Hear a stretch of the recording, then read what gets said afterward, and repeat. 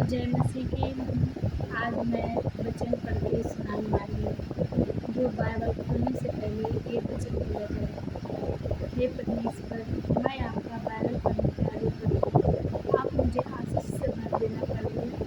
जितने भी आज सुबह से शाम तक दिया कि क्षमा मांगे आप सब बाइबल पढ़ी तो बाइबल पढ़नी चाहिए।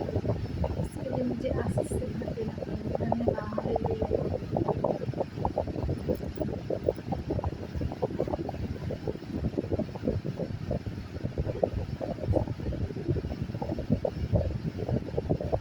आज हम सुनाने वाला है वचन जल प्रलय का अंत। परंतु परमेश्वर ने नूह और जितने बैनेल पशु और घरेलू पशु उसके संग जहाज में थे उन सबों की सुधि ली, और परमेश्वर ने पृथ्वी पर पवन बहाए और जल घटने लगा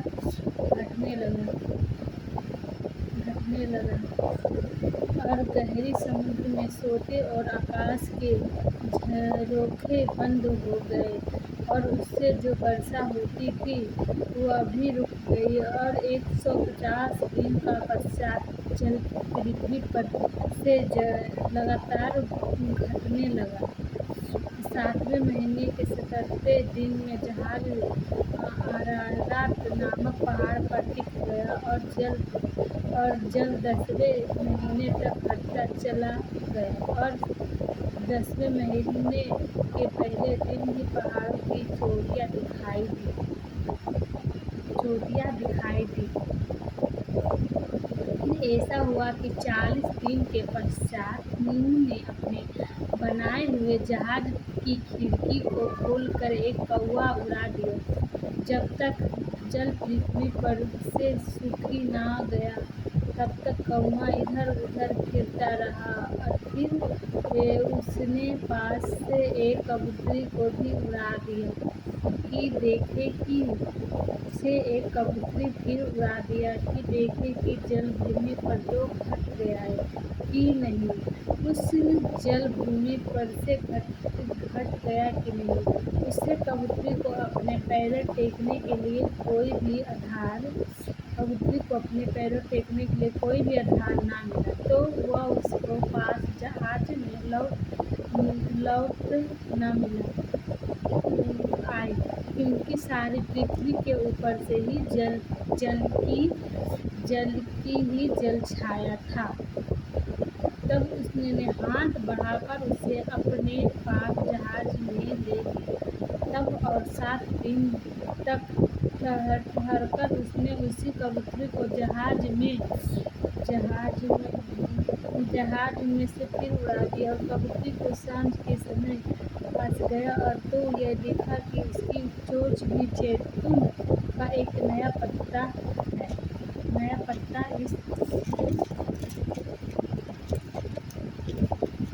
अगर आप जब भी बाइबल पढ़ें, जहाँ तक पढ़ते हैं वहाँ टिक मार दिया कीजिए। ये परमेश्वर को कबूतर बहुत पसंद है, प्रभु की पक्षी, ये प्रभु की कबूतर से नूह ने जान लिया कि जल पृथ्वी से घट गया है। और फिर उसने 7 दिन तक ठहरकर उसी कबूतरी को उड़ा दिया है, और उसके पास फिर कभी लौट कर नहीं आए। नूह ने आयु के 601 वर्ष के पहले ही महीने के बाद दिन जल पृथ्वी पर से सूख गया। और नूह ने जहाज की छत खोलकर क्या देखा कि धरती सूख गई, और दूसरे महीने में 27वें दिन पृथ्वी की पूरी रीति से गई। तब परमेश्वर ने नूह से कहा, तू अपने पुत्रों और अपनी पत्नियों को बहुओं समेत जहाज से निकल आ। क्या पक्षी, क्या पशु, क्या सब भांति के रेंगने वाले जंतु जो पृथ्वी पर रेंगते हैं, जितनी शरीरधारी जीवन जंतु तेरे संग, उन सबको अपने साथ निकाल ले आ, कि पृथ्वी पर उनसे बहुत बच्चे उत्पन्न हो, और वे फूल फले और पृथ्वी से फैल जाए। तब नूह और उसके पुत्र पत्नी को बहू निकल था, और चौपाए रेंगने वाले जंतु और पक्षी भी जितने जीव जंतु पृथ्वी से चलते फिरते थे, सब जाति जाति से करने के जहाज से खुद निकल गया। आमीन। भाई जय मसीह की सबको बहन हो या भाई हो, सबको मैं जय मसीह बोल रही हूँ। ये वचन आपके घर बाइबल है तो आप जरूर वचन को पढ़ें। वचन पढ़ने से ये परमेश्वर की नूह जो है परमेश्वर की ओर खींचता है, ना उसके घर में कभी क्लेश, ना झगड़े, ना कुछ घटित होने देता है। यहोवा हमारे सबसे महान है। आपने इस बात में आप पढ़ के देखिए यहोवा का, जहाँ तक पढ़ते हैं वहाँ टिक लगा दिए ताकि आप कल पढ़ सकें, और ताकि आप पढ़ सकें।